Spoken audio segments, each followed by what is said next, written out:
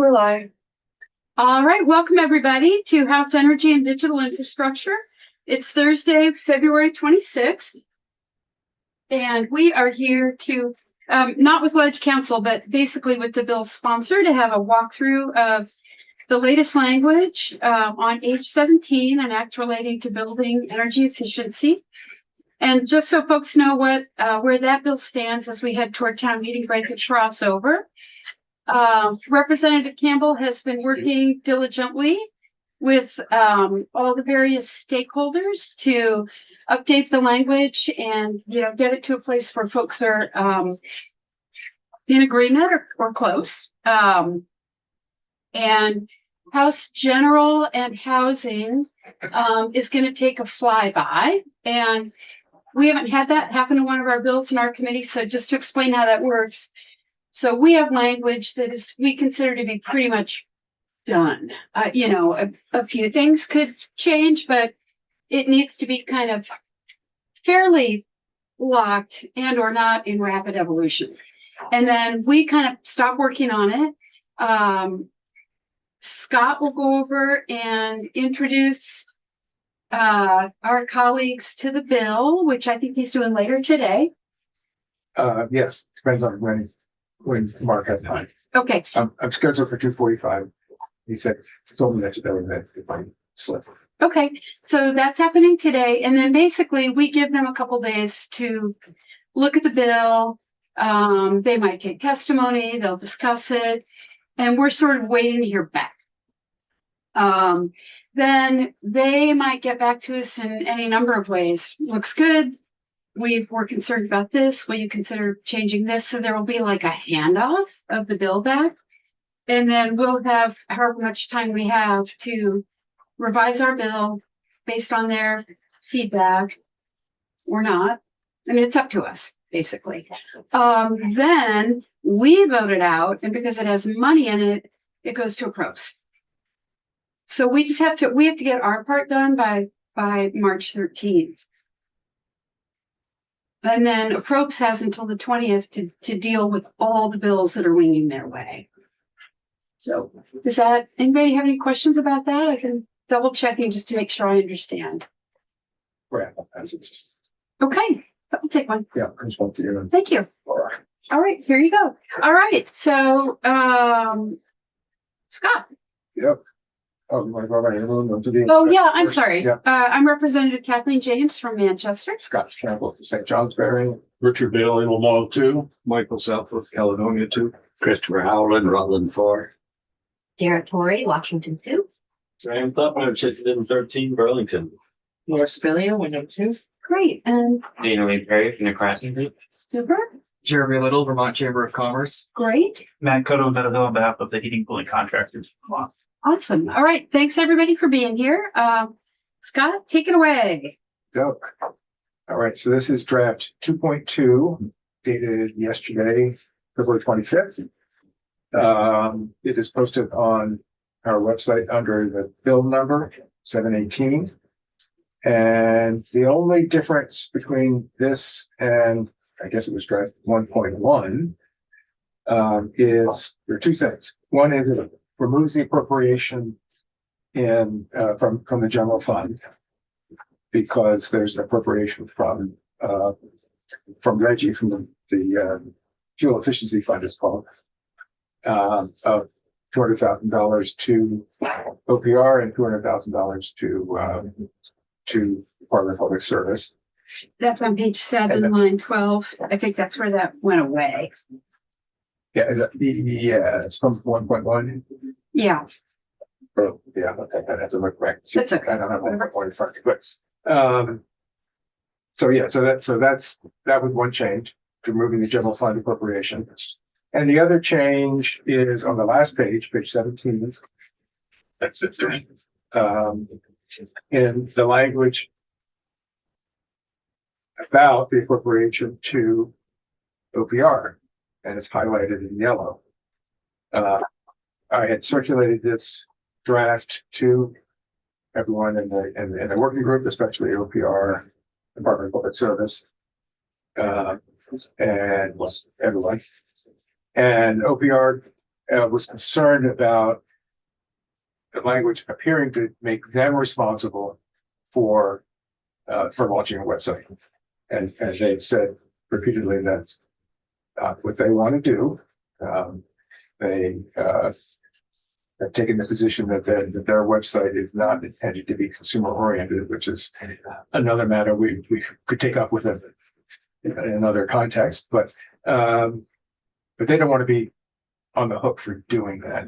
And that actually was not the intent of the language that I had in there. So Jennifer Cohen, as the director of OPR, came back with some suggested language that she thought clarified that the task force will be responsible for identifying how to get the website up, and the money is to fund developing the website.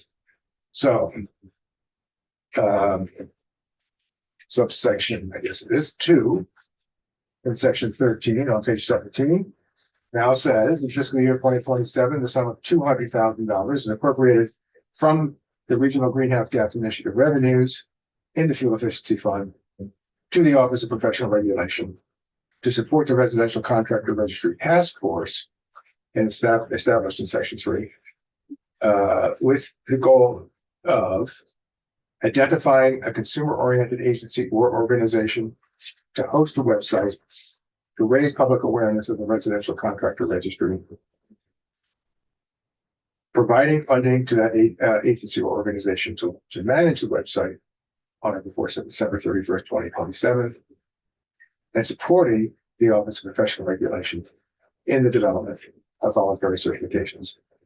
The only edit I can see here is it looks like to me there ought to be a semicolon after 2027. But anyway, that is the only wording change in this draft compared to the draft 1.1 that we already went through last week. I guess it was. So, and I am about to circulate to the entire Building Energy Code Working Group this draft, which we just got yesterday, to let them know the status, just in the spirit of keeping everyone informed, and ask for support, don't support, neither support nor oppose, reading from everyone on the working group. And that's where it is. Great. So we've got time. So I would like to really make sure that we're going through the bill carefully, that we're talking about any, Yeah, did you want to go through the whole thing? I do. Okay. I mean, Sure. so just to kind of set the table here, when the bill comes back, we will be having very limited time to deal at that point. So right now, this committee discussion is the time for all of us to really make sure we understand what's in the bill, raise any questions or concerns. Like, this is the time to flag stuff. Okay. And we'll have a chance then to talk about whatever general and housing recommends, but let's make sure that we as a committee have worked through this language now. So I've got questions, but we've got time. I think Ellen can't even be here till 10:10. I just saw she'd emailed me. So we have plenty of time to talk through this, and now's the moment.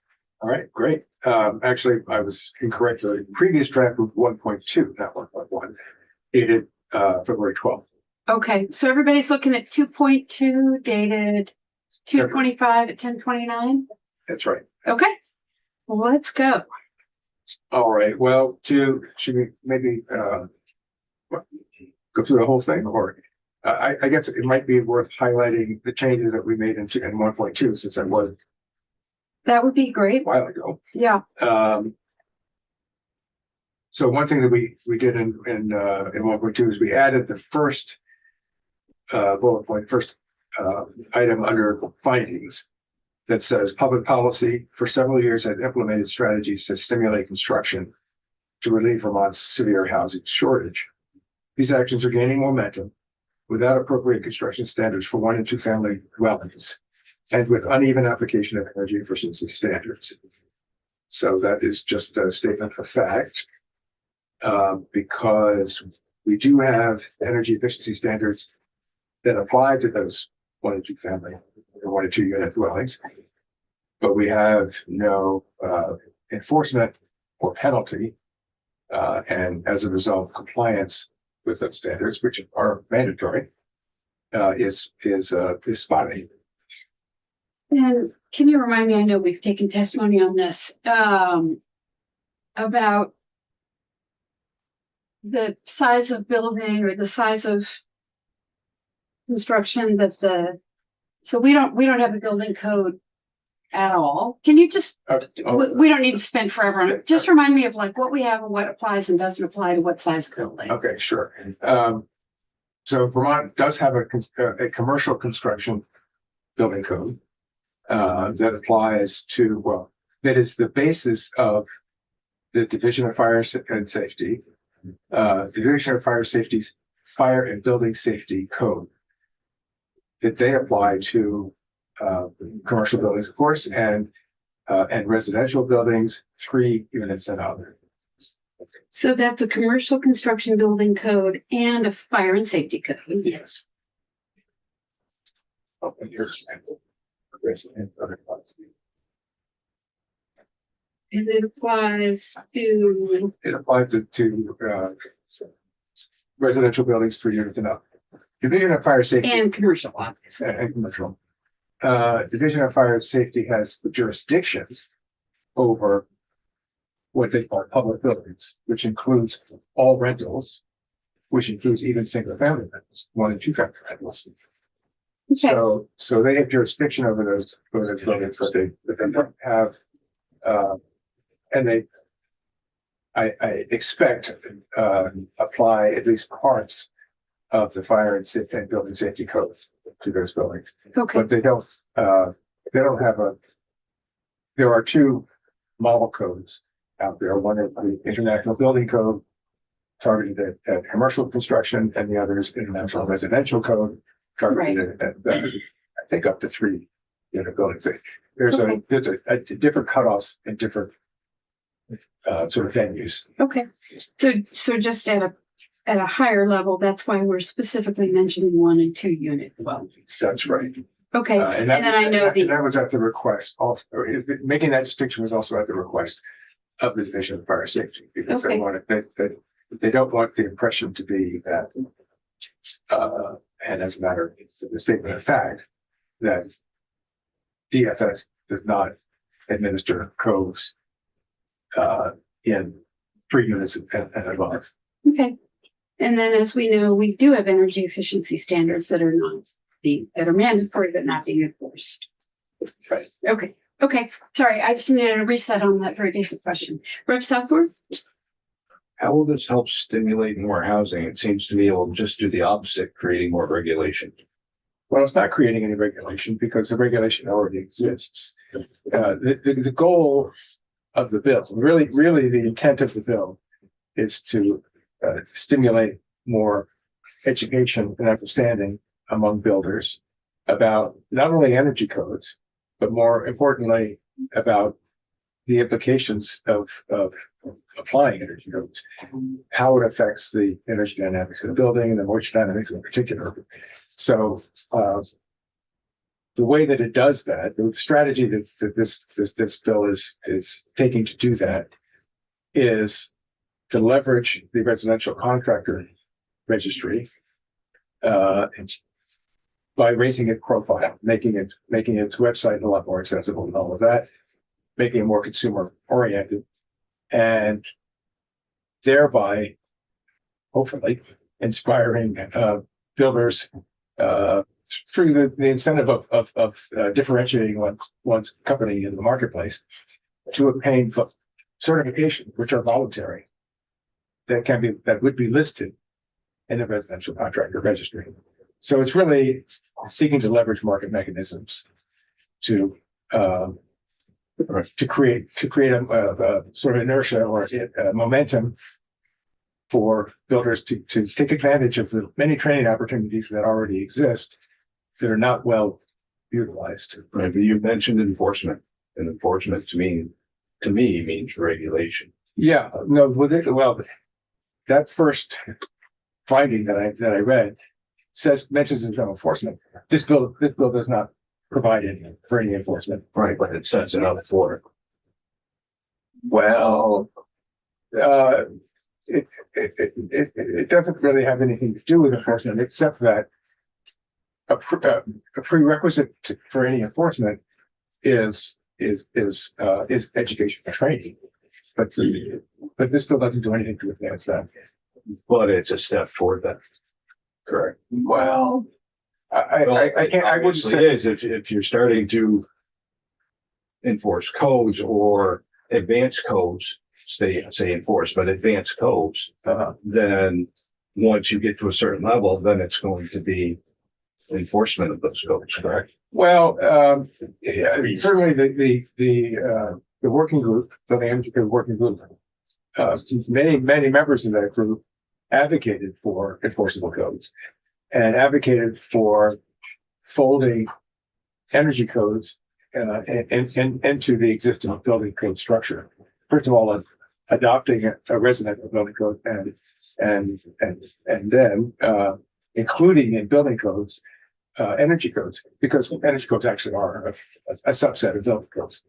There were members of the working group that advocated for that, and I think even Division of Fire Safety recognizes that ultimately we need to have standards that apply to all buildings, and that would be, yes, enforceable codes.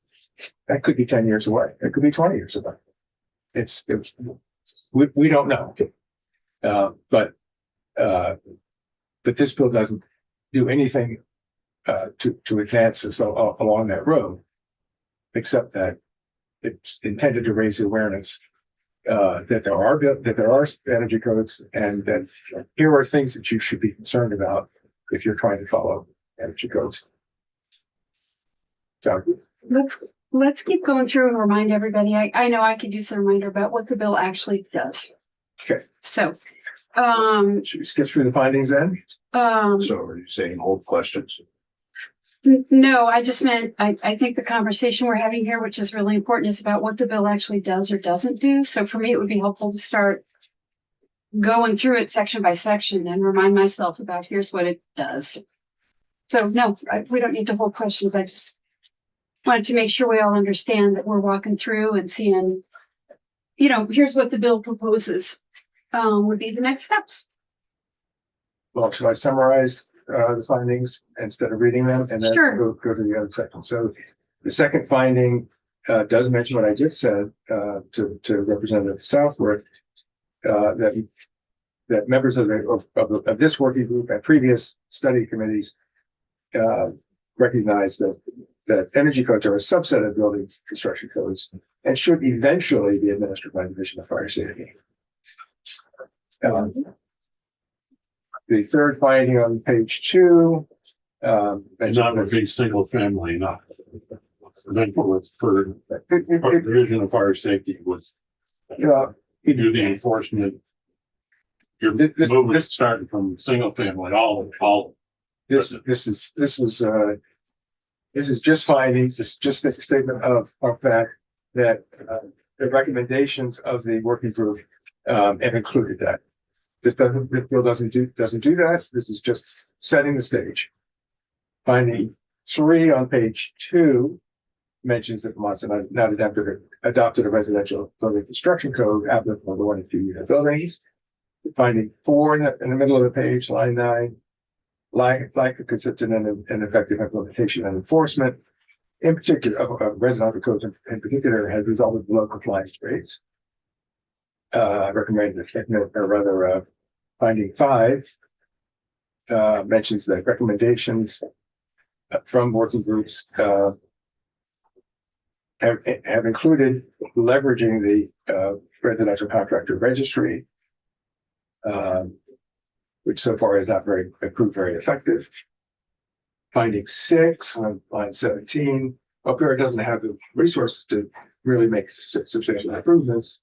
Finding 7 on line 20, while the RBs, residential building and energy standards, do apply to single family residences, Department of Public Service has advised General Assembly that existing statute does not provide clear authority for municipalities to administer and enforce those codes.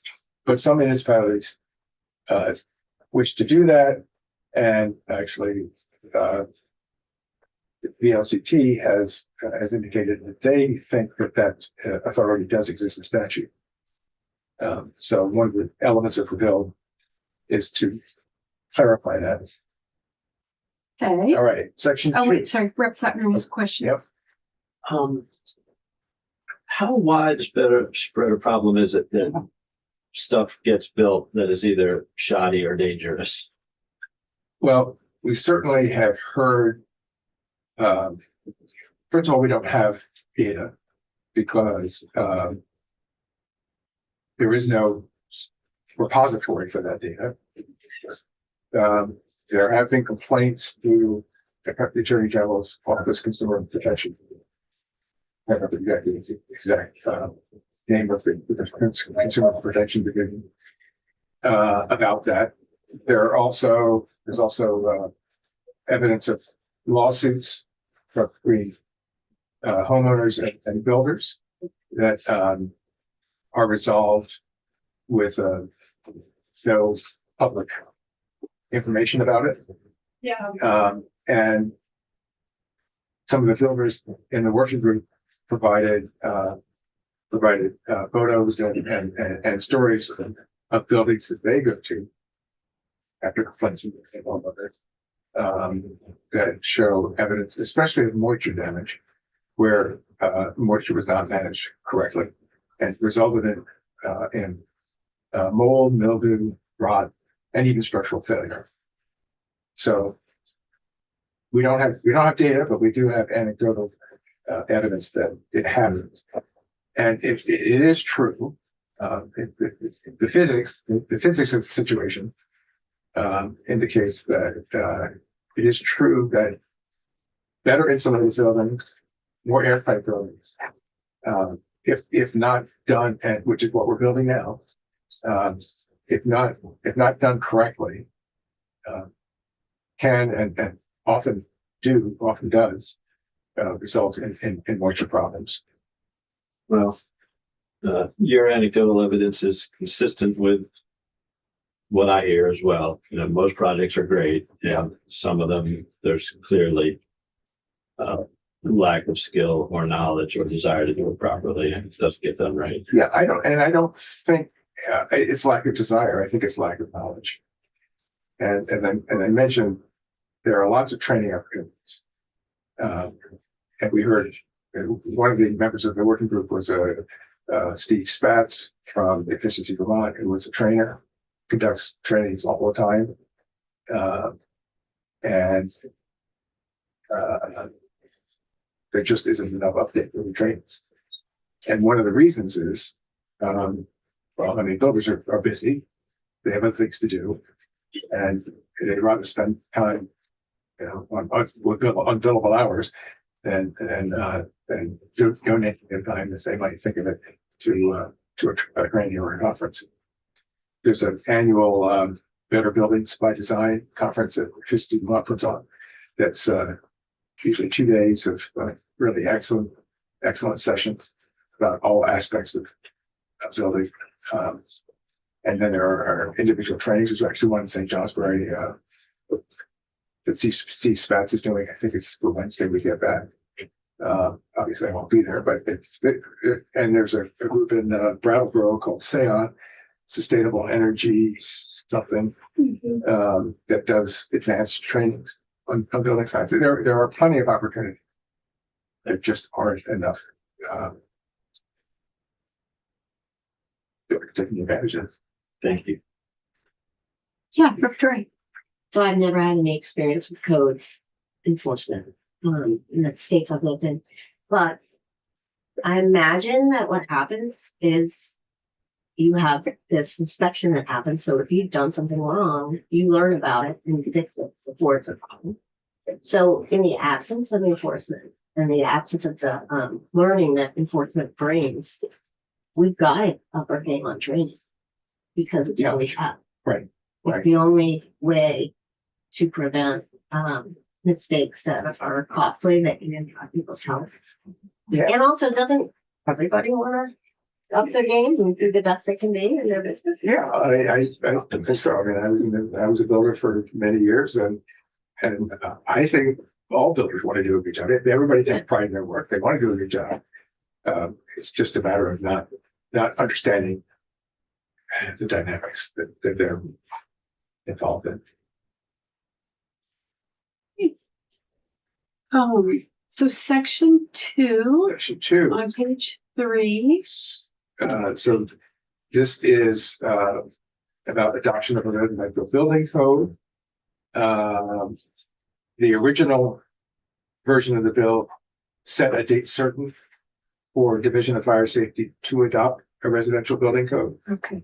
They have been in the process of assessing what they would need to do in order to do that, because it's not just a matter of saying, oh, we'll sign up to this code. They have to make it mesh with the other codes that they have. They have the fire safety code. They have their sort of amalgam fire and building safety code. They have electric codes and plumbing codes.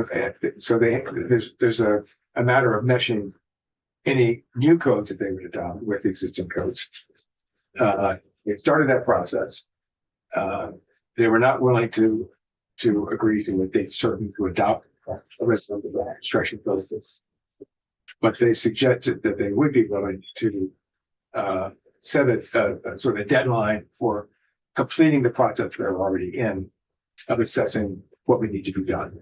So this change in this section saying that on or before July 15, 2027, next year, DFS shall complete their assessment and make a recommendation to the legislature about what the next step is.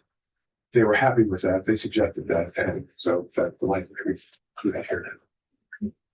Yeah, I remember that testimony. I think it's Director DeRocher, right? That's right. Saying they had already started it. Yes, So this is okay with them. it's okay with them. Actually, it was originally suggested by Public Service and Division of Fire Safety agreed with that. Okay. So DFS and Public Service are happy with section 2. All right. Section 3 sets up a task force to assist OPR in making improvements to the residential contractor registry. It's an advisory task force, meaning it doesn't have any authority but to advise OPR. The membership, which has changed a bit, not in this draft, but in the previous draft, now includes 15 members. 1 member appointed by the Secretary of State, which would probably be the Director of OPR. 1 member appointed by Commissioner of Public Safety, which is where Division of Fire Safety lives. So it would probably be the DFS director or assistant director. And then members of stakeholders. So Vermont Builders and Remodelers Association, American Institute of Architects. Farther down, I think it's number 12, is a member of the Associated Builders and Contractors of New Hampshire and North Carolina, which is similar to number 13, Associated General Contractors of Vermont. But whereas it's the AGC is primarily commercial construction, the ABC is primarily residential. So those are other stakeholders. And they're different from the Vermont Builders and Remodelers. Okay. It's a different group. Okay.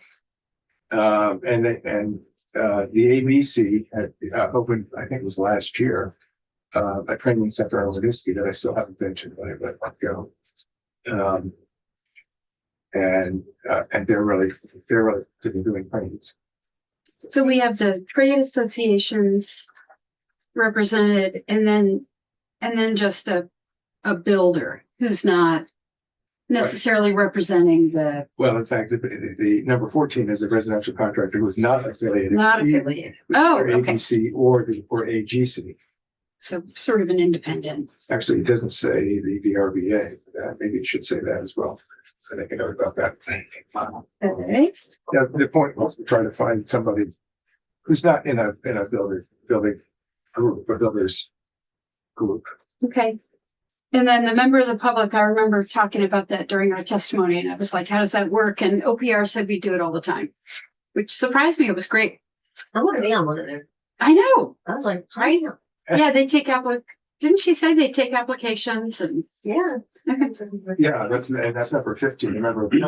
And that was at both of these actually, number 14 and 15 for the suggestion of OPR. All right, back up the list here. Number 5 was the, remember pointed out Secretary of Education, the point being there to pull in the CTEs. oh, maybe I wondered.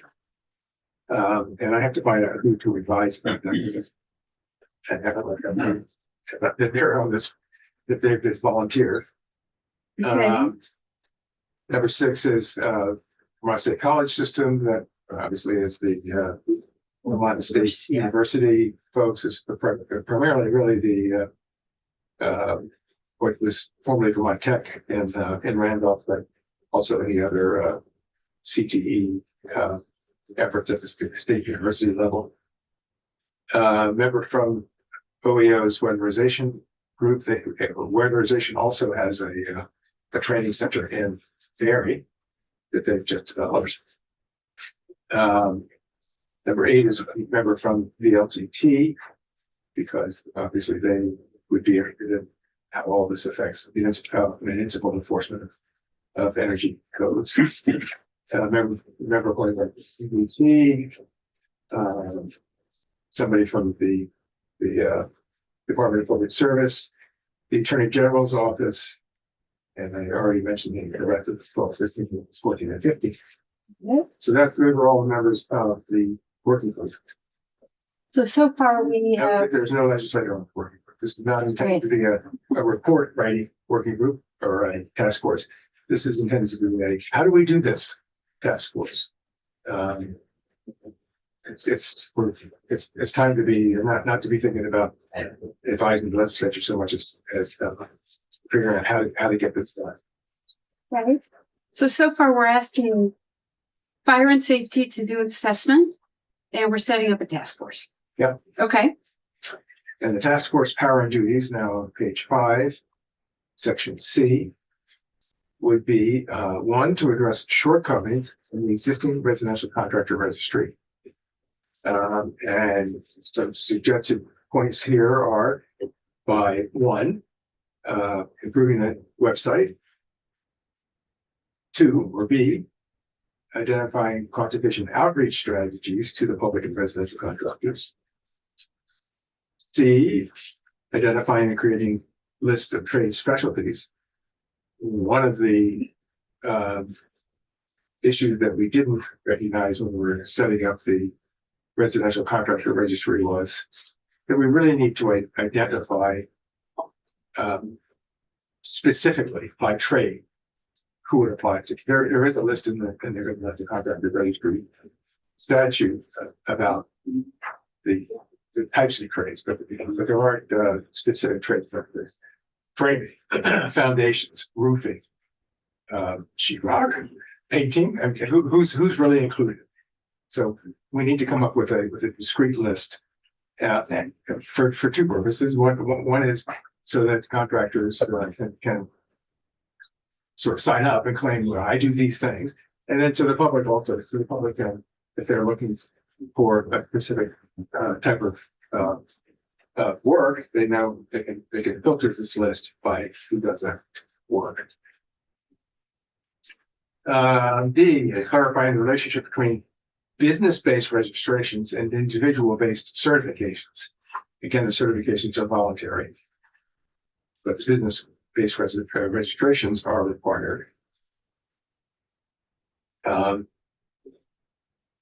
then the second group of things that the task force will be working on is on line 11, expediting the creation of voluntary certifications. That is figuring out what those should be, who are the credentialing entities that would be authorized with not only providing training, but providing a credential that a person has successfully completed that training.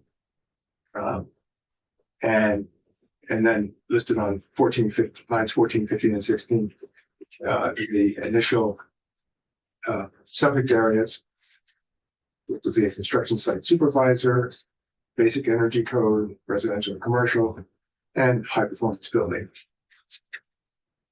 And then there would be additional certifications upon discussion and recommendation of the task force.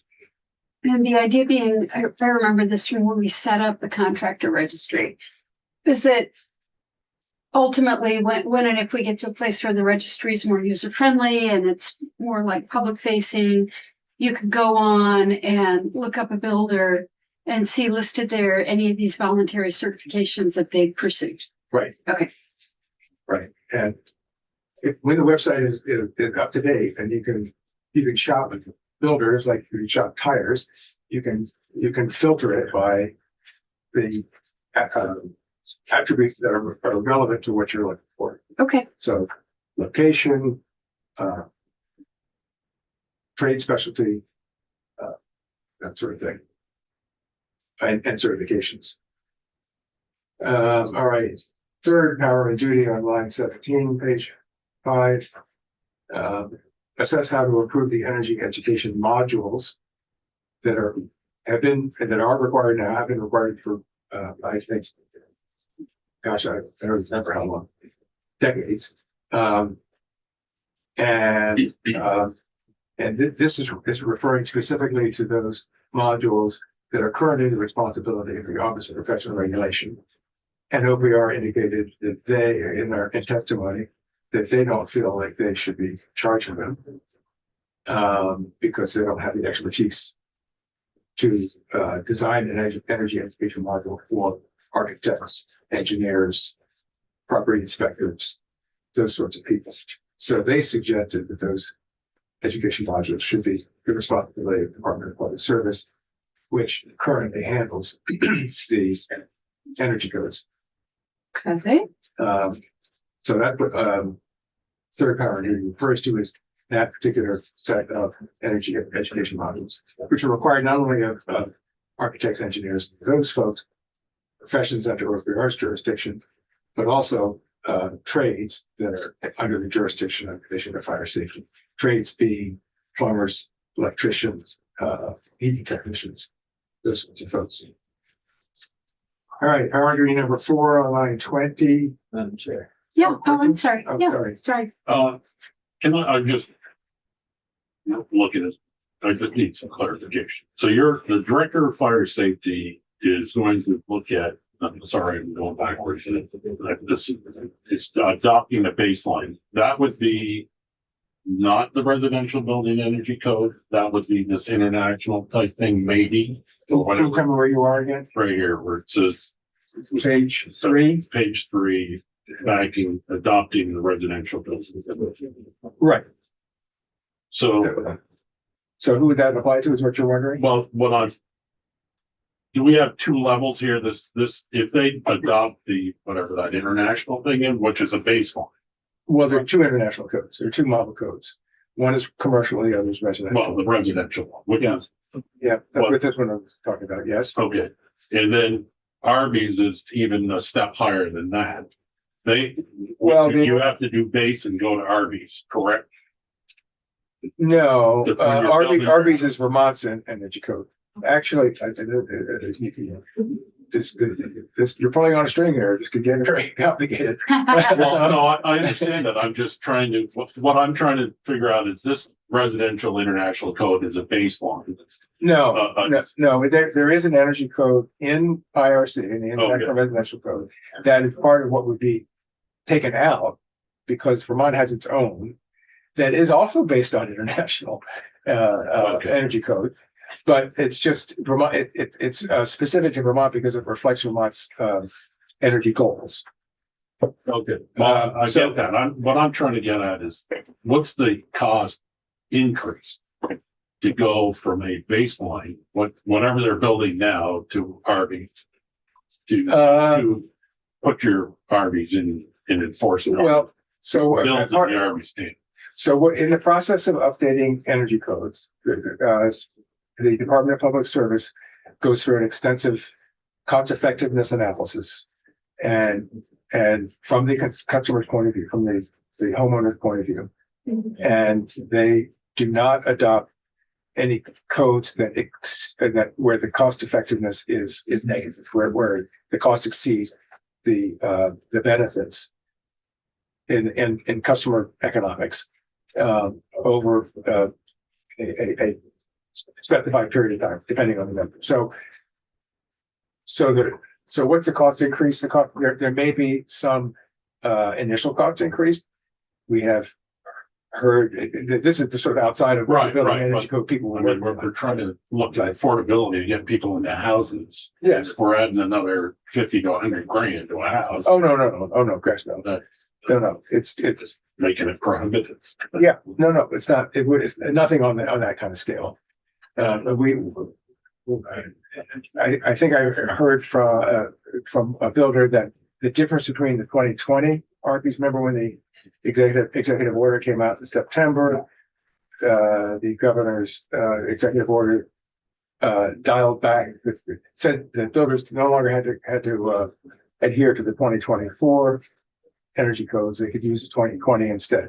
The difference between 2020 and 2024, according to one builder who operates the Huntington Homes pre outfit, said that the difference was around $12,000. So there is an upfront cost to it, but that upfront cost is outweighed by the cost reductions over the not the life of the building, but some nominal lifespan of the measures. And that analysis is done in the course of adopting updates to the energy code by the public service. All right. Thank you. Okay, All right, where were we here? page 6, we have, Ellen will be here at 10:10, and then we can return to this also. All right, well, No, I think this is really important, so. okay. Not trying to rush. I'm not trying to rush. I think the last thing was power and duty number 4 on bottom of page 5, line 20. It was this again. The task force this is the task force power duties. Item 4 is assessing whether the type of regulation for residential contractors should be changed from registration to certification for licensure. And those are meaningful words in the context of office professional regulation. Registration is what contractors are required to do now. Registration involves no credentials, no testing, and that's the minimal. That's the minimal level of regulation. I apologize. Okay, I delivered something to me, which was actually addressed to Chris, so he pointed out. The other bald-headed guy. Yes, I was looking at the picture. Give it to the bald guy. Yeah. Oh. It was so handsome. So registration is the lightest form of regulation. Certification may require a certification, but it's not exclusive. So a person could practice let's see, how does that work? I think a person could practice whether they're certified or not. I may have that wrong. Licensure is the strictest form of regulation. It would require anybody who's practicing whatever the profession is to be licensed, or and anybody who tried to practice without a license would be in violation. So, for example, architects are licensed like that. Engineers, doctors, nurses, people like that are licensed to perform their work. And as Director DeRocha pointed out, plumbers and electricians. Plumbers and electricians are licensed. That's right. But through a separate. So, And just to reorient myself, everything we're talking about is something that the task force would simply advise on. that's right. Okay, all of this. all of this. Number 5 in the list of Saying- things that the task force is advising on is top of page 6. Okay, Assess whether and how the regulating entity for residential building contractors should be handled. Should be transferred from OPR to DFS. So right now, the builder registry, which is the regulating the regulation over residential building contractors, is under OPR. That's where the registry is housed. There were many in the working group who felt that it really should be under Division of Fire Safety, where all other building related licenses are housed. So another requirement of the task force, which again involves people in the appropriate offices in state government and stakeholders in the industry, is to come to consensus about that and make a recommendation to OPR and ultimately to the legislature. But that's Yeah. That's Southworth. Yes, sir. Didn't the Division of Fire Safety said that they're not set up to do this? They did and say They that. don't have the bandwidth to do that. They did say that. And they are on the task force, so they will advocate for that as well. Well, spend a lot of time on this and everything else in here if we wanted to, but should push on. And the last item in their powers and duties is just to consider any other strategies just to improve and streamline the regulation of residential contractor industry. So, my intent, as I think everybody else's intent, is how do we make this better? Not more costly and more difficult for contractors, but how do we make it better? Yes, sir. So back to the education piece. Yes.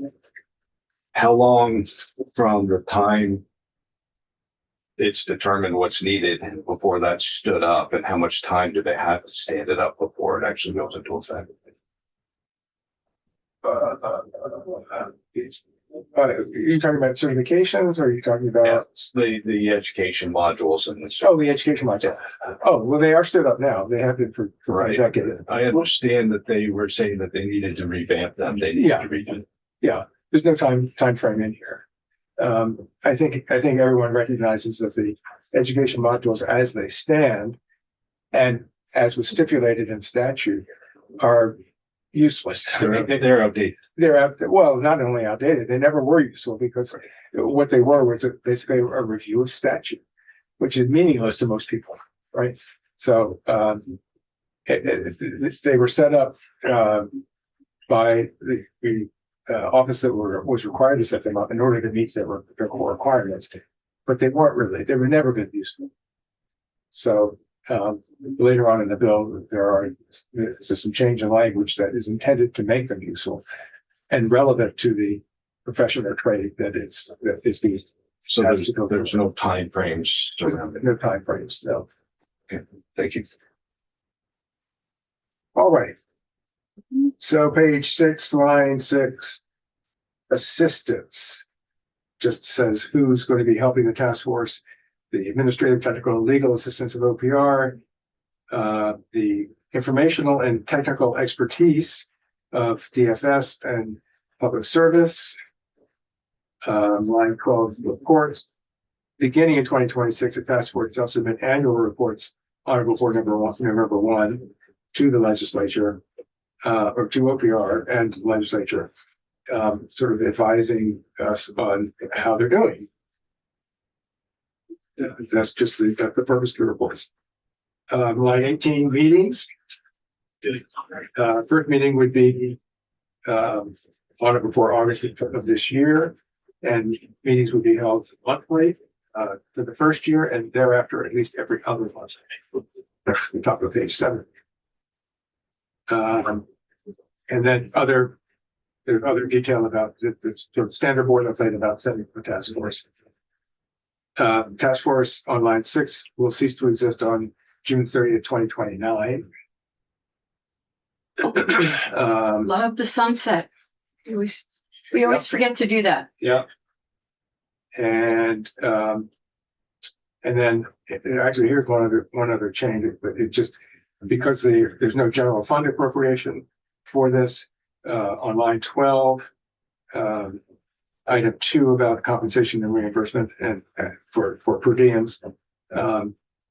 It refers to the last item in the bill that we already talked about the money that comes from Reggie in order to support the work in the task force. I have a quick question about that. Well, we didn't get to the Reggie one yet. I really want to talk about that, but I'm not seeing many members on the task force list who Would not be otherwise. would not be otherwise compensated, like the Just- member of the public, maybe the independent. And contractor. those are the only two. Okay.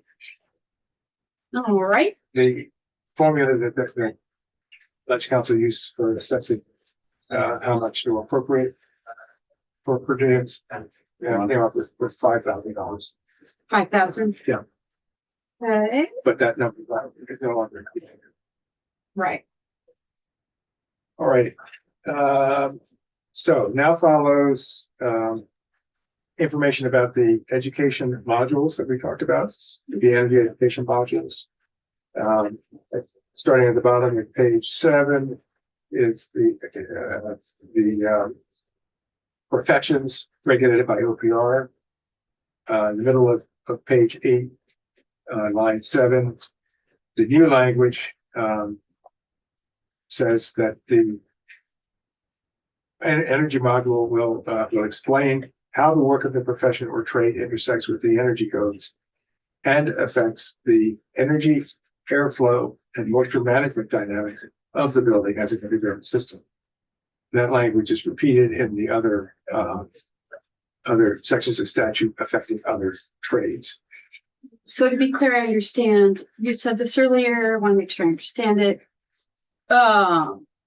Starting at the bottom of page 7, that is existing statute. These modules That's right. already exist. We're not requiring new education. We're Yeah. changing how the current required education is delivered. And what it covers. So the language in line 7 to 9 is in lieu of the language from line 11 to 15, which is struck out.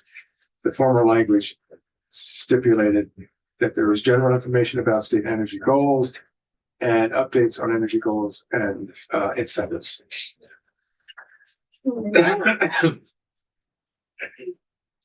So Changing the content. So it's being more specific about what the content should include. Yeah. And it's not very relevant for an electrician to hear or an architect to hear about what state's energy goals are. It's relevant for them to hear about what impact that has on their work. So that's what we're trying to get at here.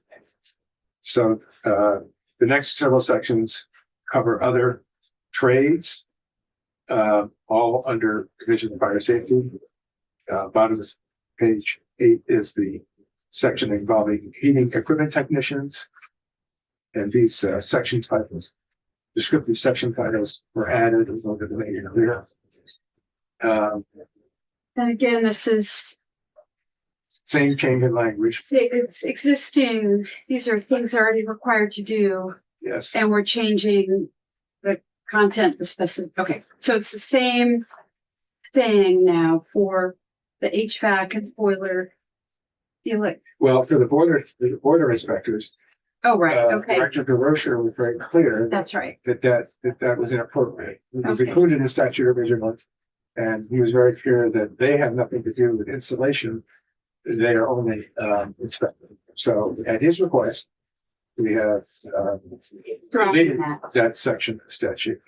We repealed that section of the statute. That's on page 10. And at the beginning of the bottom of page 10 is electricians. Again, the same language changes. Bottom of page 11 relates to plumbers. Again, the same language changes on page 12. Okay.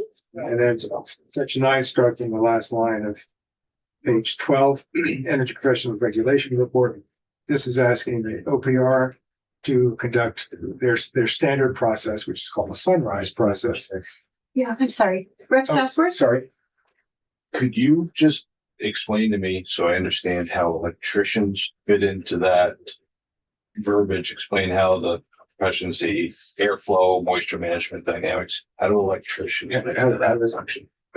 Well, for example, an electrician might be installing a range hood over a stove or a downdraft stove. They might be hooking up electric for a downdraft stove. Downdraft stove can draw 350, 400 cubic feet per minute, enough air to depressurize how it's relatively airtight. There's a story years ago that we heard about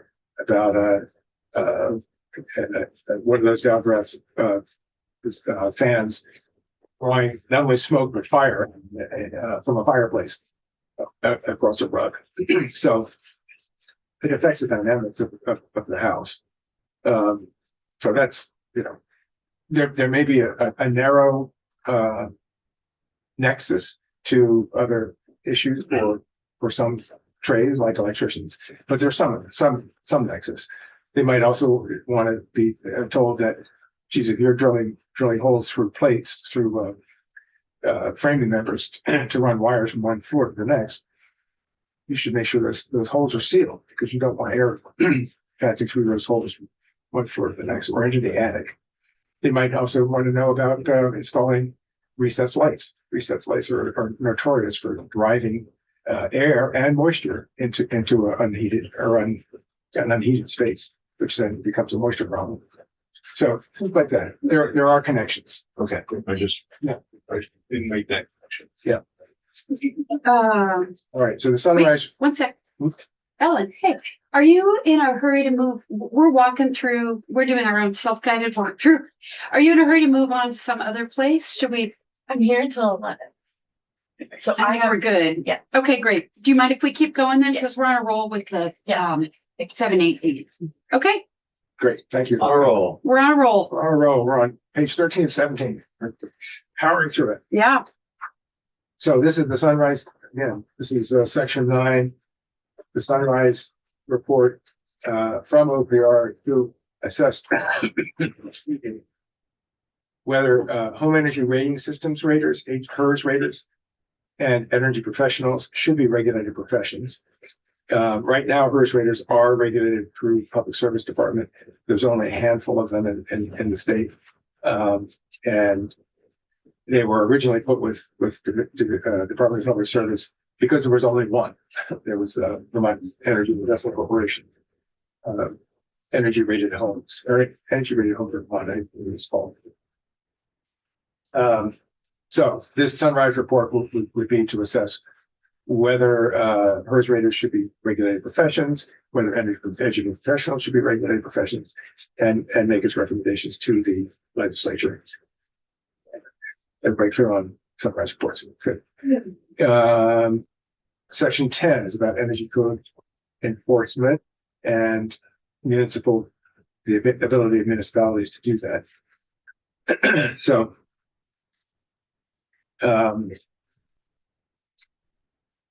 this is in Title 30, which is the public service title. And there's a companion section in Title 24, which is a municipal title that we'll get to in a second.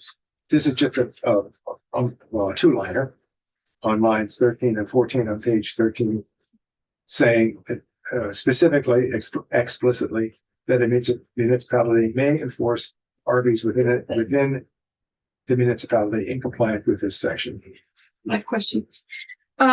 So we have RVs that are already mandatory, but with low compliance. And you said in the findings that some municipalities want to enforce them. That would be up to the municipality. And do they need enabling legislation? Is that, Well, is it that's the unclear? question. That's the lack of clarity. Yes. So right now it's unclear whether municipalities that want to enforce the RVs can. And so we're saying you can if you want to. That's right. Okay. 2 municipalities have that authority that I know of. Burlington, and Montpelier, and they acquired that authority through a charter change. So this does include an enforcement. Asked about earlier, Or, well, for municipalities that choose to do it. but they have an alternate way of getting that authority. You just said they did it through charter change. Yes. Well, that's right. Which is, as you know, a cumbersome process. It has to be approved by the council or, the select board, passed by the voters, approved by the legislature. Yeah. So, and the other part of it is that municipalities believe, some municipalities, the LCT, believes that municipalities have that authority now, and the statute is unclear about it, and we'll actually get to that in a second.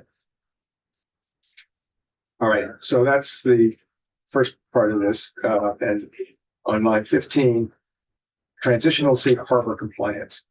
This is language requested by public service that would not hold, clarifies that builders who, based on the governor's executive order of September 17th, decided to certify that they had complied with RB's 2020 instead of RB's 2024, that they did so in good faith and would not be would be held harmless from any liability for doing that. So that language continues on to the top of page 14. And down to the end of the section. And that section 11 is analogous language to that section 10, but it applies to commercial building energy standards. So a municipality may enforce CBs within its municipality in compliance with this section. The transitional safe harbors compliance applies with CBs. The language is slightly different, but it's the same, to the same effect. So that's section 11. Section 12 then is regarding the Title 24, the municipal title, and at the bottom of this page, it added language to Title 24. As you can see in here, what the existing language says is that the mayor, alderman, board of aldermen, select board, whatever of a town may establish codes and regulations for construction, maintenance, repair, and alteration of buildings or other structures within the municipality. Such codes and regulations may include provisions relating to building materials, structural design, et cetera, et cetera, et cetera. All of that is existing language in statute. What I'm curious about why, so if that's existing language and I'm sure this is a long answer and it doesn't have to be a long answer. I'm curious about why that's unclear. Like why, Well, sounds like municipalities are not clear whether they have the authority to enforce the RBs. yes, So this They think- language has been, they think they do based on this. oh, I'm sorry, you said they think they do, They think right, they I'm do. sorry. So we have a lawyer in the room. Belichick has got the legislative council. I do not think they do. Thank you. Those are citations to other statutes, not energy codes. Yeah. Those are very specific to the codes that the Department of Fire Safety oversees. So I don't think that gives them authority. While some of the language is similar, it is not about the energy efficiency codes that we have in Title 30. Okay, so that's, okay. Furthermore, I don't know where this appears in statute, but the Division of Fire Safety is the authority over commercial building codes, over all public buildings. And the only way that municipalities can enforce those codes is through explicit agreement with Division of Fire Safety. Yes. So, Okay, so that's why it's all very unclear. okay. So this is new language At that the bottom of the page the goal of making it clear. is new language. The adopted codes and regulations, this is the new language starting on line 18. The adopted codes and regulations may incorporate by reference. Incorporate by reference is the applicable phrase here. The residential building energy standards and commercial NCDs established pursuant to Title 30. Incorporate by reference means they can't change them. They can only adopt them. I'm getting nods from the lawyers. I think I said that right. Okay. Now we're to page 16 of 17. We're closing it on, folks. This was helpful for me anyway. And this is a new section G, again, still in Title 24 regarding building regulation. It says incorporation of the resident of the RBs and the CBs pursuant to subsection A shall allow the municipality to enforce those standards. Again, just making explicit what is unclear right now. All right, section 13. These are the appropriations. 200,000 is appropriated from the Reggie revenues to public service.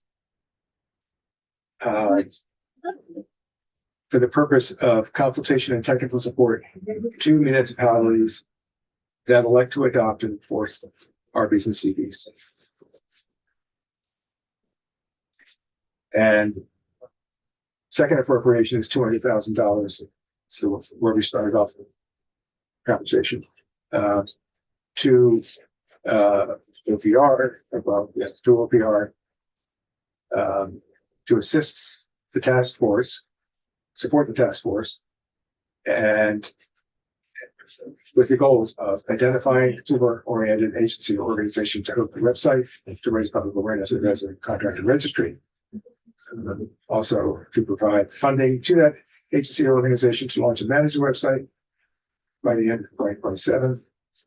And lastly, to support the OPR and development of voluntary certifications. And there's one typo here, Ellen, which is seems like it ought to be semicolon after 2027 on, you don't have the thing in front of you, but that's the only typo, right?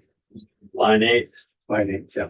Okay, so let's, Somebody will pick it up.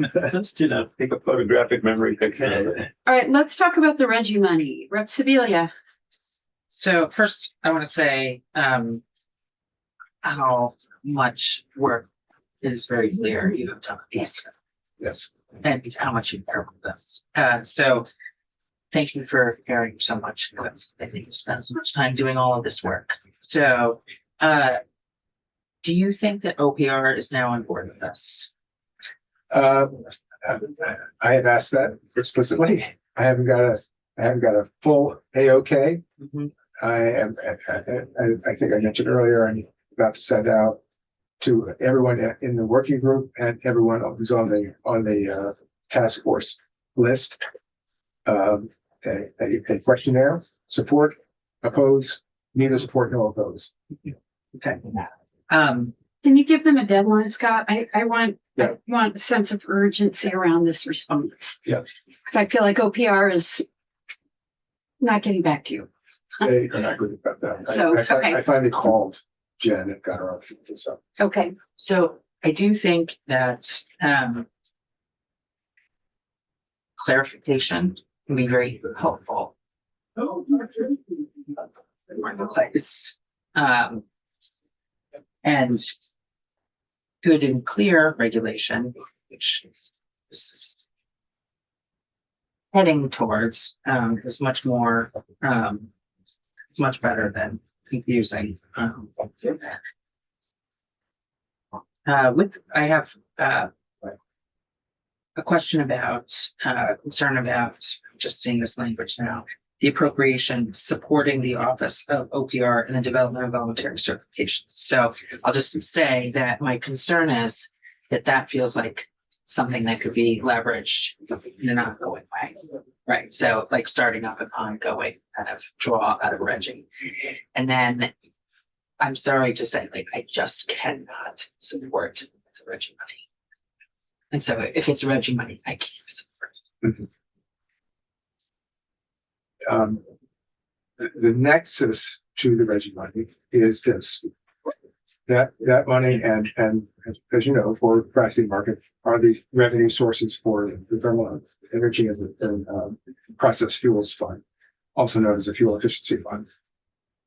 That money is being used for primarily, it has been used in the past and is still being used primarily for thermal efficiency improvements, weatherization primarily. So it supports through eThermal, which is a low income or a income qualified apartment building retrofit program. And it also supports I don't know whether it's market rate or middle income weatherization efforts through Efficiency Vermont, and also supports work by Vermont Gas and BED in efficiency, energy efficiency measures, primarily weatherization, but BED is also using it for some transportation sports.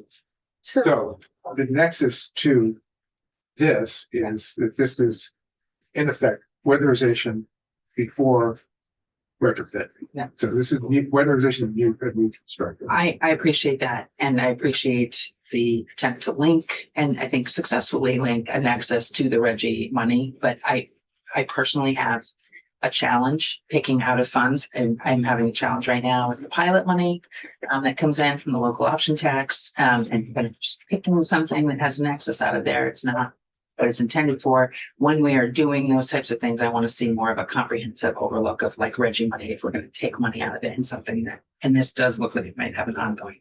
So this is a one time. Well, I think that the certification with OPR, I think really begs the question of how does that get paid? Why would that stop afterwards? And how does it get paid for going forward? Well, the task force has a sunset. Yeah.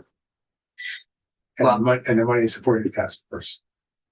Reggie is just a hard no for me. I'm sorry. And that is my chief. That is my sticking point for this. Mhm. So I and you know, because I've already talked to you about this, I have similar concerns. I'm mostly worried about the precedent we might be setting with tapping into Reggie money. No matter how clear the nexus. So when I think about this bill, so I fully support this bill all the way up to the funding question. So I'm a yes, just to get that out there. And I feel like we could grapple with this now or let approps fight over it. But either way, I'm not sure we should kick the can down the road because I feel like the Reggie money is going to be, it's going to be a problem for approps. So we could talk about it, you know, I think when it gets to approps, they're going to have the same concerns. So we need to talk about it now as a committee for sure, so that we're not just being like, oh, we didn't discuss that. Can I just say that if you change the color of that to general fund money, I would vote for it. And I feel like, However, No, what I mean- happens with general fund. Well, but I wonder if we don't know what happens with Reggie money. yeah, Mhm. You know what I mean? I see a similar difficult conversation over funding for this effort and so many other efforts across the Yes. board. It's not just this. Mhm. Whether we take it out of GF or Reggie, I don't see that either one is easier than the other. And I wonder whether Reggie might even be harder. Okay, that's useful feedback. Thank you. So Reggie money, states have broad discretion to they spend it. They do. I'm wondering if this joint committee that's gonna get revitalized could have an oversight role in it. Just because, you know, the president will Interesting. invite more asks and that seems like something that a joint committee would want to be considering.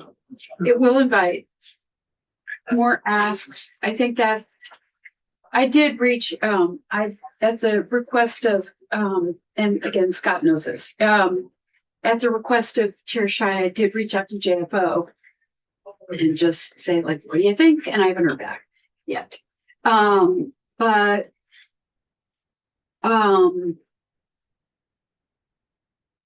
shoot, I had a more relevant thought based on what Task force. Rick Torrey said. Task force, Say, oversight, thing. oversight, looking at the whole thing. Maybe look Because back others to will me. want to use money as mentioned as well. Oh, sorry, it came back to me. And we did already hear from Efficiency Vermont and the department, I think, that they believe that TEPF money is spoken for, right? Didn't they? But they're negotiating with it right now. Yeah, And they're already this- talking about it in the DRP. DRP, IRP. I get those. DRP, which is a 3-year plan. And also probably bears mentioning that there's something in excess of $8 million in excess revenues. That is revenues that weren't budgeted for in the last 3-year DRP. So a $400,000 total is 5% of that. So it is something. It's not nothing, but it's also not a lot. Agree with all and of that, and my concerns about is about the precedent that we might set. And I say this as someone who is voting yes, thinks this is important work. I feel like we need to keep moving this ball down the field. And, what we have so far is, an assessment, the creation of an advisory only task force, updating and improving education modules that are already required. Giving municipalities that want to enforce the clear authority to enforce in a way that is lacking in statute, but previous municipalities have already pursued through charter changes. So I just, all of this feels like a very logical next step for me. And so I'm just thinking about, where do we get the money it needs? What's our better path? What's the more likely path in a year when all paths feel unlikely? Mm. Like, where are we putting up more barriers? And Yeah. where are we putting up less barriers? Yeah, Rev Southworth? Yeah, I don't like the bill for a lot of reasons. The Reggie money is a big concern for me. We have all this weatherization that needs to be done in the state. We're not hitting everybody. We should be hitting everybody. We start opening up, taking that money for other things. And I know that the nexus, I understand the nexus, but we also have to look at, we have a lot more buildings out there that are currently built that need weatherization. Working on it for years. And that money needs to go directly to that, in my opinion. And that's a big no. But even if the money were general fund money, I don't think that would satisfy your concern. I would not support the bill, even if that they're not with it. Well, so maybe that's an important temp check to take right now. So I think we've got I'm a yes with general fund and a no with budget. yes with GF. I'm a yes either way, but I've registered my concerns. I think it's going to make it harder in a pros. The specific question or the bill in general? Just, we're definitely at the point now where we need to know what changes need to happen to this bill, if any, for people to support it. So that's where we're at. So Rep. Southworth has been clear. He's a no matter what. So, because you don't want to spend in the final days as we get to the finish line, a bunch of time altering language when folks they're not going to vote for it anyway. So, I will just say two quick things. One is, where to say it that way would be quick. So I will say I dislike designated funds in general. And I think they lend themselves to all sorts of accounting tricks and shenanigans like the Social Security Trust Fund, which is delusional.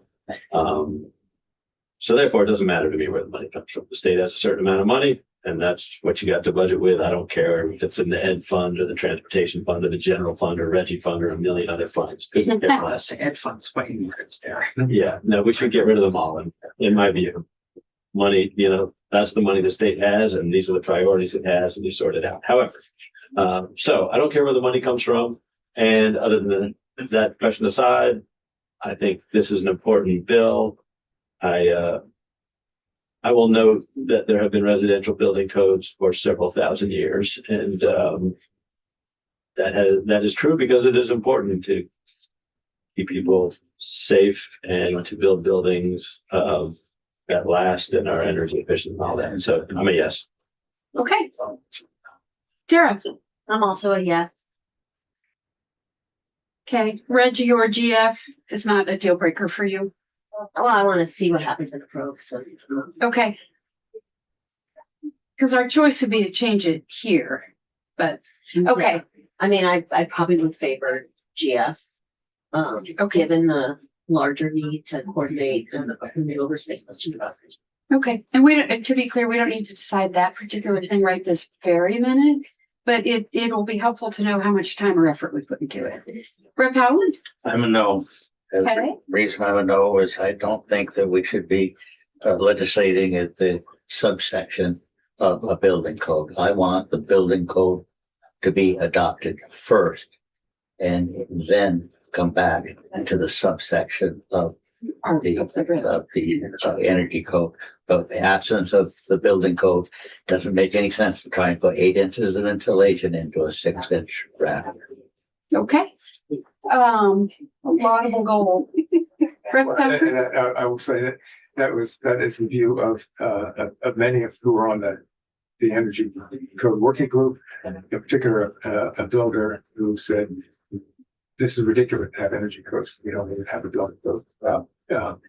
And so that's the reason why the building code is the deadline for Yes, and I also, doing that is part of this, and was ostensibly that there's a January 15th, 2027 date in there for consideration. for a recommendation. Right, and I think that if this doesn't pass till June 30th or end of May, I think that's too short a time for this committee to. Well, they already started. This is just a deadline for the finish. Right. Okay. You're good. I agree Anything to add? agree with Okay. what I was gonna say, I just saw two Just thumbs making up. sure. I'm like, Yeah. you need glasses. Yeah, Well, yeah, you may have held your hands up, but okay. Rep Morrow? I understand some of the concerns. Clearly, we need a building code. But the money, the Reggie money is a concern for me, so I'll weigh in on that when we get to that. But I think we do need, given where we are with building, we do need to move forward with this. I think this has been watered down and from its original introduction in all sorts of ways to inform to concerned parties, Okay. and that the building group is in favor of it. Made me feel better about it. So I would be a yes. Okay. Hate to put you on the spot. So I was asking everybody, it's like a temp check, Yeah. basically. So we know what to do with the bill. We had a robust discussion about how people feel about the using general fund money versus Reggie money. And then I was putting everybody on the spot and just saying, like, where are you at with this bill? So we've got 4 people, Scott, Kath, Bram, and Dara, who are a yes, kind of sort of for me, no matter what, but I'm worried about the Reggie money. We have Sibelia, who's a hard no if it's Reggie money, but yes if it's general fund. I put Chris in that middle category, although I feel like Chris is really worried about the Reggie money too. Then we have a no thanks, hard pass from Reps Southworth and Howard. I didn't say it that bluntly, but if you Well- want me to, I will. So when we get to the pedal hits the metal time, it's clarity is always good. You know, Hard no. Yeah. All right. So I don't think we need to decide about the Reggie versus general fund money right this very minute. Yeah. Sorry, I just wanted one more item that we may want to clarify if it's moving, which is in terms of the effective dates and just looking at the education modules and others, do we have all of those dates locked down for clarity? So I would just, There's no timeline about the energy modules. Energy education module. It's been in statute for, I think, 20 years or something, a long time. Mhm. It's just, it's, there was no specificity about when they need to be updated. That we included here. And that was, Should there so be? then why would they be? well, I think everybody recognizes that they're useless as is. I mean, like Director DeRocher said so. So it's just permissive, and if you feel like it, when you get around to it. Okay. All right. Maybe we should, I mean, I'm trying not to create more mandates here that, but maybe there should be a timeline. Just want to add one other thing that this came up to is OPR. We don't know if they're on board. Well, I think they will be. Well, But I mean, I there am was some gonna ask that question. ambiguity when they were in here. Yeah. And also with Division of Fire Safety. He was very clear that, they don't have the staff to stand things up, to take things over. So I want to be cognizant of that too, Yeah. because if something that stood up and that falls on them, then it rolls into more money if they need more personnel to take care of doing things. So I just want to put that out there as well. Okay. All right. Well, good talk. Good talk. So this now makes its merry way across the hall and makes its way to all the members of the working group with Scott saying, we need your response. And we will, I don't know how quickly we'll get it back from general, but they know what we're trying, I mean, they know we have a timeline. And they won't have possession. It's just. yeah, they're not gonna have possession, right? So they're not gonna I think that they will look at it, maybe take a straw poll or come back to us with recommendations. They can do what they want to do, basically, but we will be hearing back from them. And their changes could be, like I said earlier, it could be anything from this looks great to would you consider this or that? And we would then be able to do that, do what we want, taking their reflections into account. Okay, that was good. That was helpful for me. Thanks everybody for taking so much time. Ellen, thank you for being patient. We really were on a roll. I felt we needed to continue along. All right, we're shifting now to Committee Bill 260781. There's a bug on the back of your chair.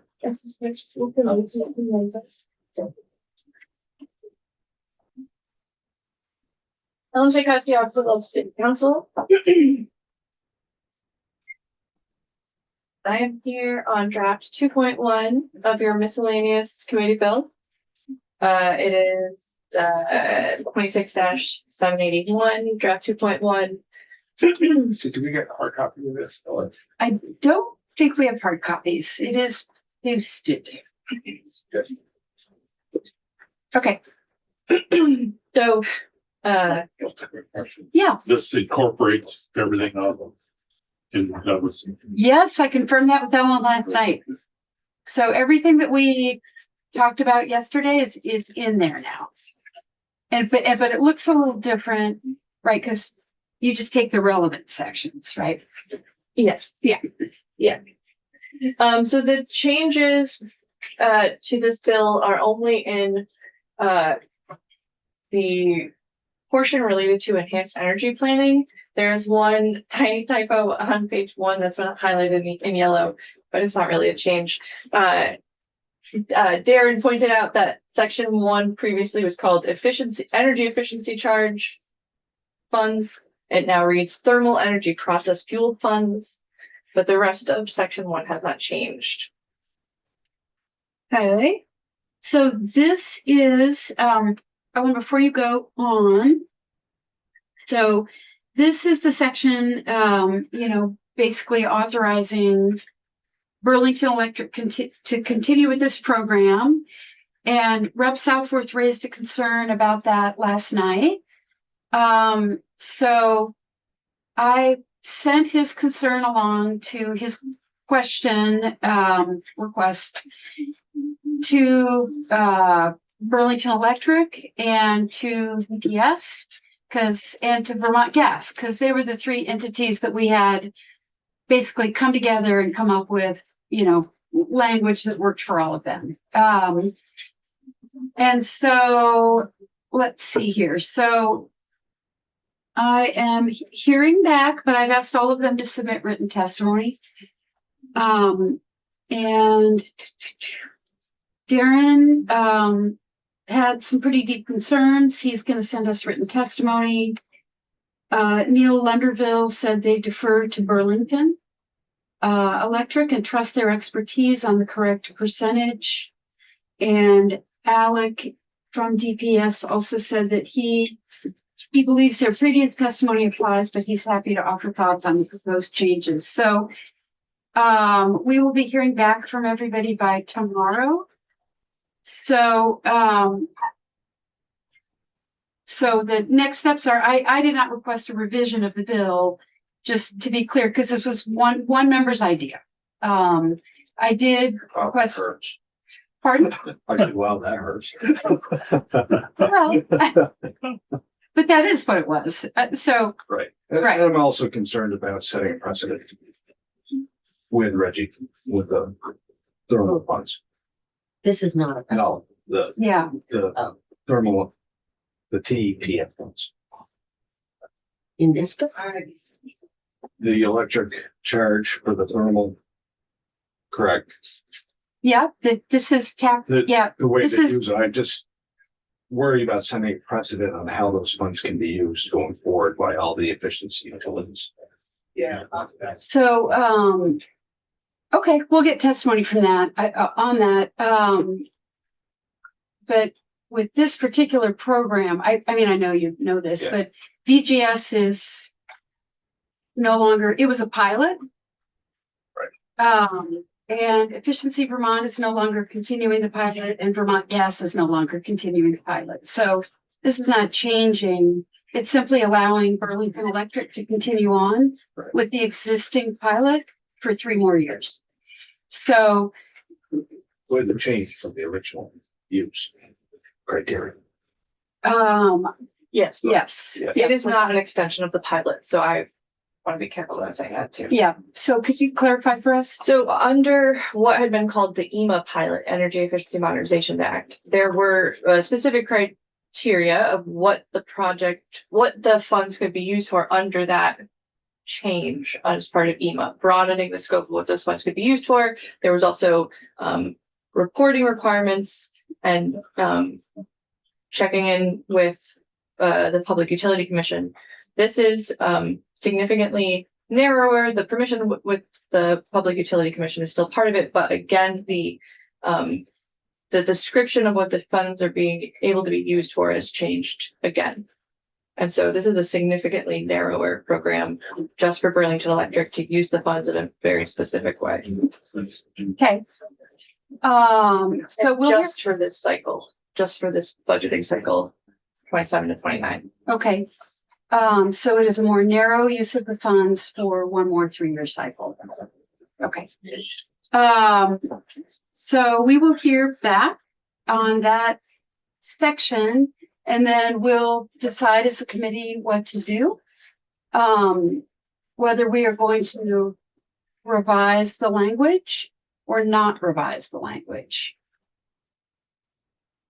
Okay. All right. Next. All right, so sections 2, 3, and 4 are new, and they are based on they are the language that was provided by the Department of Public Service on how to adapt the enhanced energy planning to fit with the new Regional Planning Commission approval process. Okay. So the language in 2, 3, and 4 is all new. I didn't highlight every single word, just the section headings, because otherwise the rest of the language would just be yellow. So starting on page 3, first that's being amended is 24 VSA 4348, which is the process that the regional planning commissions go through to adopt and amend the regional plans.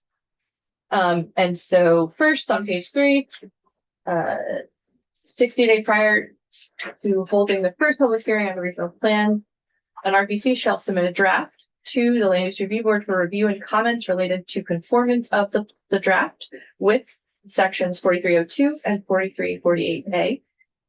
And if it is seeking an optional determination of energy compliance, to the Department of Public Service for review and comments related to conformance of the draft plan with 4352, which is the energy compliance statute. Okay. On page 4. So then the process of the plan review continues.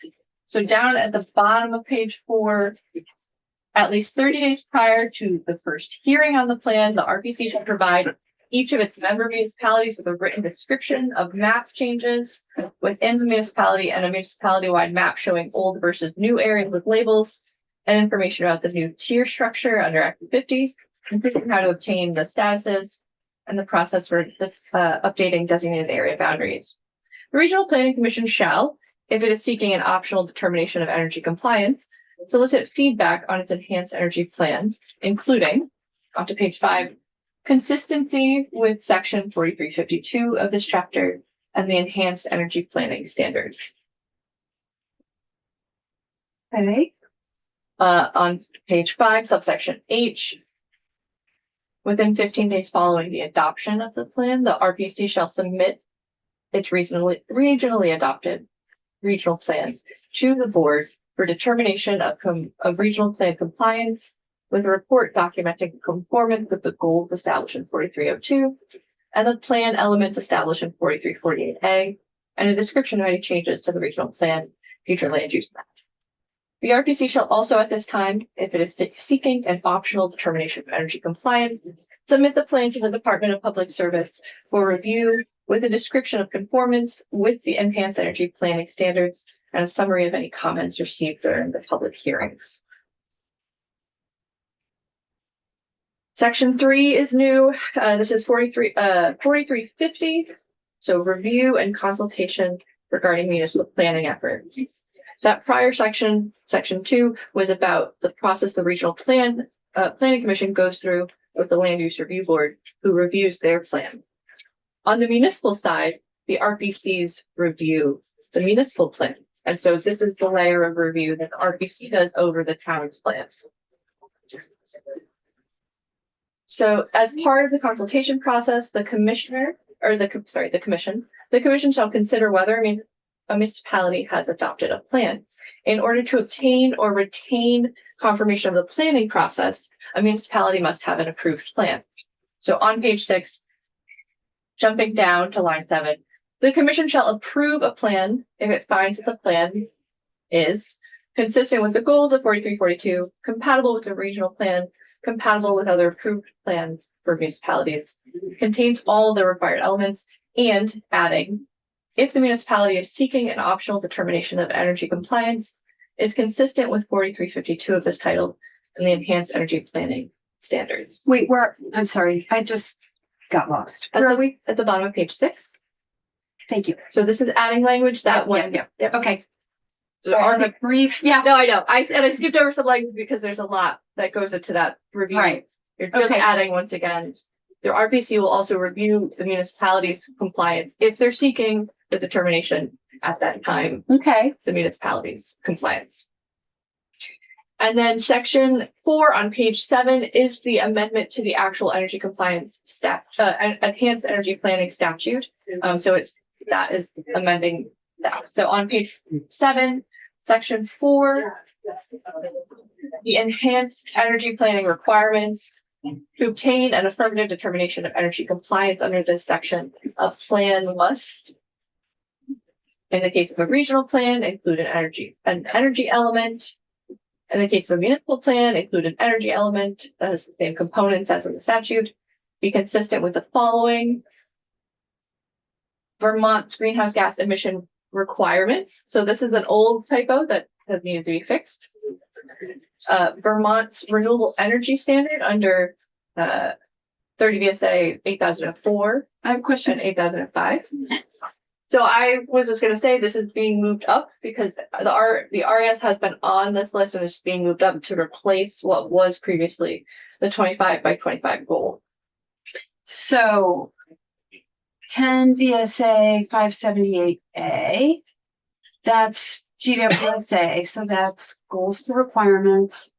And then under B, is that whatever preceded the res?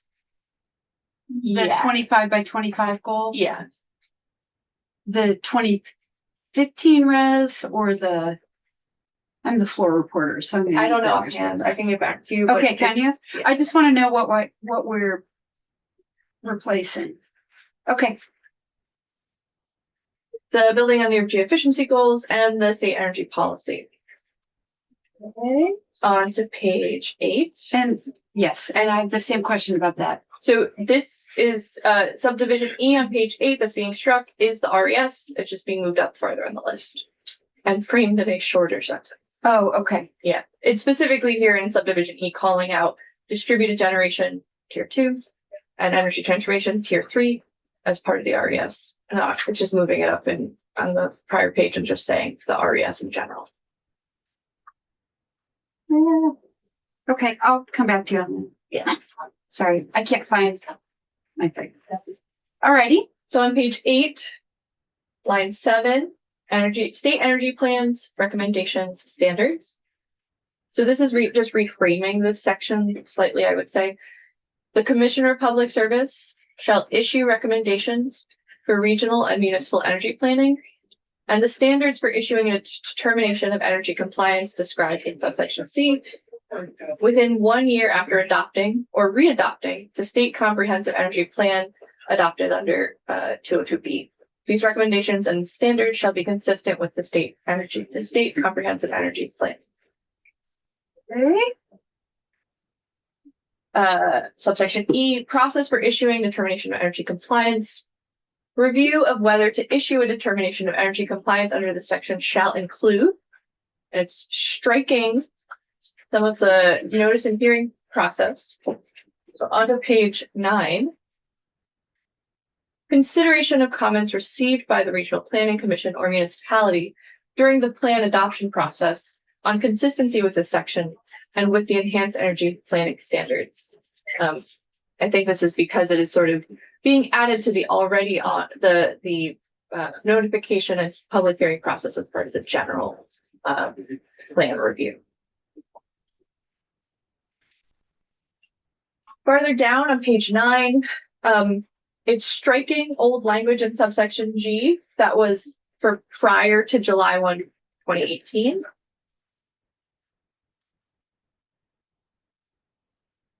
So on to page 10. It's adding some additional language. So determination time period, an affirmative determination of energy compliance issued pursuant to this section shall remain in effect until the end of the period for expiration or readoption of the plan to which it applies, with the following exceptions. The Regional Planning Commission or municipal legislative body has adopted a plan with an updated energy element and notifies the appropriate body of its intent to request a determination of energy compliance at least 30 days prior to the first public hearing on the plan.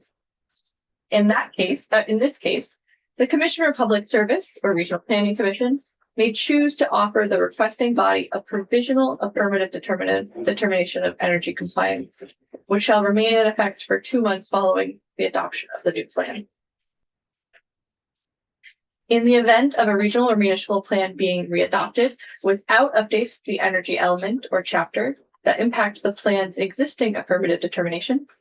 The affirmative determination shall be extended to the expiration date of the readoption of the readopted plan, or 2 years after the issuance of new standards, onto page 11, for issuing a determination of energy compliance, whichever comes first. The RPC or the municipality shall seek an opinion from the department, or RPC, that a new determination of energy compliance is not required, and shall seek a new determination of energy compliance if determined necessary by the department or regional planning commission.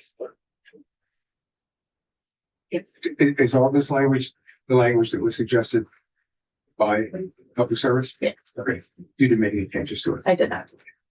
Notwithstanding the opinion, a new determination of energy compliance shall be required if the standards for issuing a determination of energy compliance have been revised since the last affirmative determination of energy compliance was issued.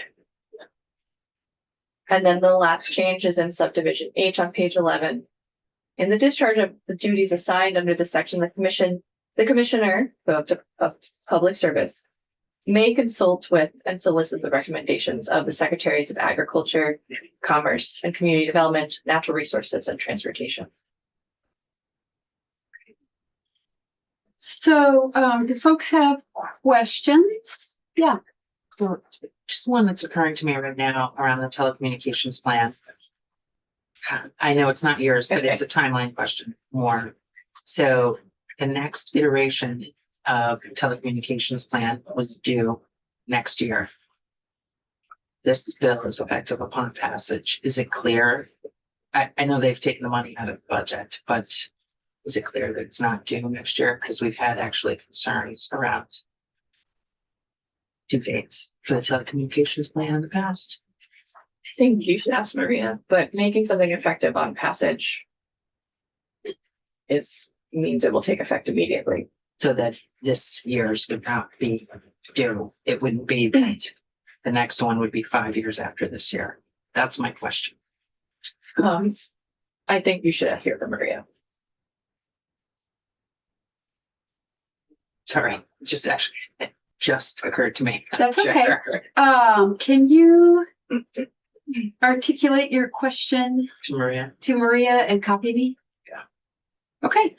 All right. So, Sorry. Yeah. And so, Maria's sections are 5 and 6. They have not changed in this draft. And on page 12, I can't remember if we specifically talked about it in this committee, but, section 7 is the effective date and does take effect on passage. And, I can't remember honestly if we talked about anybody else, but as just was alluded to, it's on passage. okay. Questions? Okay. Oh, I So, do have one. yeah. On that section we just reviewed, that if modifications to the local plan are required, should the date be in there that they have to, that they keep their ability to be represented for a time until they can give them time to revise their plan as it's being presented to them, that the local plan needs revision. I think the term is substantial difference. Again, other hearing that if a municipality doesn't have a plan in place, they don't have substantial difference. So if they have a plan in place, they have substantial difference. Now, because the region has or above has revised their plan no longer meets the standard. Do they lose their substantial difference for that period of time it takes for them to revise their plan, their municipal plan? I was looking for my notes from yesterday, but I mean, Ellen may know the answer off the top of her head, but, the language that was suggested from DPS closes that gap. So that's what we heard yesterday. The gap is closed, fine. The gap is closed. Yeah, because I think it's a big concern. And it's a really important concern. And if I could find my notes. She said local and region. So, municipal. Yeah, what page are you on? I'm looking back on the DPS. Because Me that's where I put my too. notes. It's the last page. Oh, it is the last page. My misunderstanding, I think.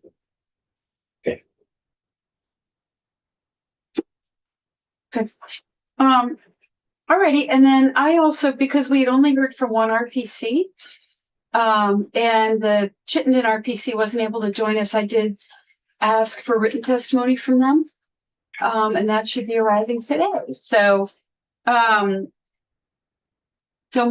hope, but we shall see, is that we would, I'm the floor reporter on this one, and my hope is that we would vote this one out, before we take off tomorrow. And then, it does not have to go to any other committee, so it would be on notice Tuesday and on the floor next Wednesday, Thursday. A week, correct? Yeah, I'm sorry. Next in the relative sense. Yeah, when we get back on notice Tuesday, the 10th, and on the floor on Wednesday and Thursday. You may want to check with JFO if section 1 necessitates going to appropriation. It's not an appropriation, it is. You may want to just check if they're gonna think it, because it's affecting the monies of the state. And you're not appropriating or taking any away, but you are changing how it's being spent. Okay, I mean, I can reach out, but that'd be great. Okay, that'd be great. It wouldn't affect our timeline. no, but. But it I'm would sure mean it would not be on the floor as quickly. Yeah. Okay, yeah, if you don't mind, just copy mine that so you can see the answer. Okay. Alrighty, great. Well, we have. I think that was a productive morning. All right, I need to take a 5-minute break before we come back for our 11 o'clock testimony. So if we could go offline.